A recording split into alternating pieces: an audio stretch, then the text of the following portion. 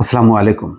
দর্শক, কোটা আন্দোলনকে ঘিরে আন্দোলন এখন নতুন পর্যায়ে উন্নীত হয়েছে। এখন প্রধান দাবি সামনে এসছে যে এই শত শত মানুষের যে মৃত্যু এবং হতাহতের ঘটনা, তার একটি বিচার, স্বাধীন নিরপেক্ষ আন্তর্জাতিক একটি বিচার দাবিতে এখন শিক্ষার্থীরা আন্দোলন শুরু করেছে এবং তাদের এই আন্দোলনে সবাইকে সম্পৃক্ত হওয়ার আহ্বান জানিয়েছে। সেই আন্দোলন আজকে থেকে শুরু হলো।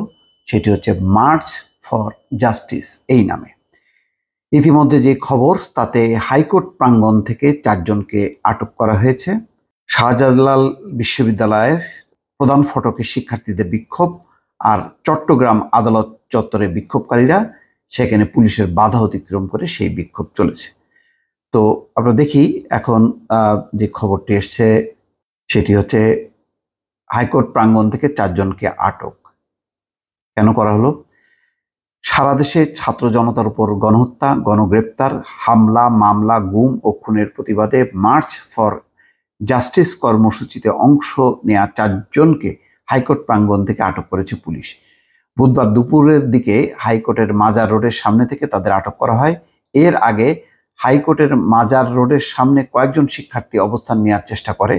পরে সেখান থেকে পুলিশ 4 জনকে আটক করে। এ সময় ঢাকা বিশ্ববিদ্যালয়ের এক শিক্ষক আটক ঠেকাতে এগিয়ে আসেন। পরে আটকদের নিয়ে যাওয়ার সময় এক নারী শিক্ষার্থী পুলিশ ভ্যানের সামনে ব্যারিকেড দেওয়ার চেষ্টা করেন। সেখানে আইনজীবীদের একটি দল বিভিন্ন ধরনের স্লোগান দিচ্ছে, মার্চ ফর জাস্টিস লেখা ব্যানার নিয়ে স্লোগান দিচ্ছে। এর আগে সারা দেশে ছাত্র জনতার উপর গণহত্যা, গণগ্রেপ্তার, হামলা, মামলা, গুম ও খুনের প্রতিবাদে বুধবার মার্চ ফর জাস্টিস কর্মসূচি পালনের ঘোষণা দেয় বৈষম্য বিরোধী ছাত্র আন্দোলন।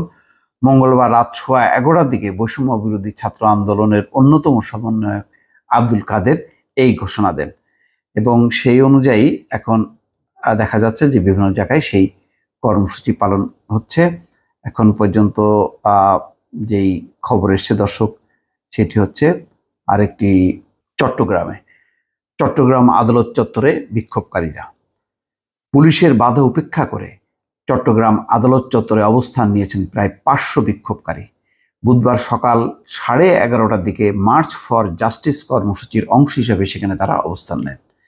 এতে পুলিশের বাধা উপেক্ষা করে বিভিন্ন বিশ্ববিদ্যালয় ও কলেজের শিক্ষার্থীরা যোগ দেন। এদিকে মার্চ ফর জাস্টিস কর্মসূচি ঘিরে চট্টগ্রাম আদালত প্রাঙ্গণে বিপুল পরিমাণ পুলিশ মোতায়েন করা হয়েছে। এর আগে সারা দেশের ছাত্র জনতার উপর গণহত্যা, গণগ্রেপ্তার এবং এই গুম খুনের বিরুদ্ধে মার্চ ফর জাস্টিস এই কর্মসূচি ঘোষণা করা হয়। এর পাশাপাশি দর্শক, আরেকটি খবর আছে। এখন পর্যন্ত সারা দেশ থেকে খবর আসছে, শাবিপ্রবির প্রধান ফটকে শিক্ষার্থীদের বিক্ষোভ। সিলেটের শাহজালাল বিজ্ঞান ও প্রযুক্তি বিশ্ববিদ্যালয়ের প্রধান ফটকে অবস্থান নিয়েছেন বিক্ষোভকারীরা। বুধবার সকাল 11টার দিকে মার্চ ফর জাস্টিস কর্মসূচির অংশ হিসেবে সেখানে তারা অবস্থান নেন। এর আগে 11টার দিকে প্রায় 100 জন শিক্ষার্থী জড়ো হন। পরে সেখানে আগে থেকেই অবস্থান নেওয়া পুলিশ তাদের বাধা দেন। এরপর আরও শিক্ষার্থী যোগ দিয়ে স্লোগান দিতে শুরু করে। তখন পুলিশ ক্যাম্পাসের ভেতরে চলে যায়। বর্তমানে 200 থেকে 300 শিক্ষার্থী বিশ্ববিদ্যালয়ের প্রধান ফটকে অবস্থান নিয়ে তারা বিক্ষোভ করছেন। একটি বিষয়ে আন্তর্জাতিক সমস্ত যেই সংস্থাগুলো, দেশ, তারা কিন্তু বারবার বলছে যে স্বাধীনভাবে, শান্তিপূর্ণভাবে বিক্ষোভ, সমাবেশ, কর্মসূচি পালন করতে দিতে হবে। এটা সাংবিধানিক অধিকার, এটা জাতিসংঘের মৌলিক মানবাধিকারের যে নীতি বা সনদ, তার অংশ।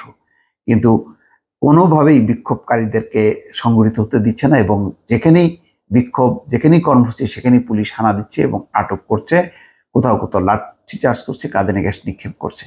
এই পরিস্থিতি আর কতদিন চলবে এবং আন্তর্জাতিক পর্যায় থেকে এই ধরনের বল প্রয়োগের ব্যাপারে শত নিন্দাও সরকার কানে নিচ্ছে না। দর্শক, ভালো থাকবেন। আল্লাহ হাফেজ।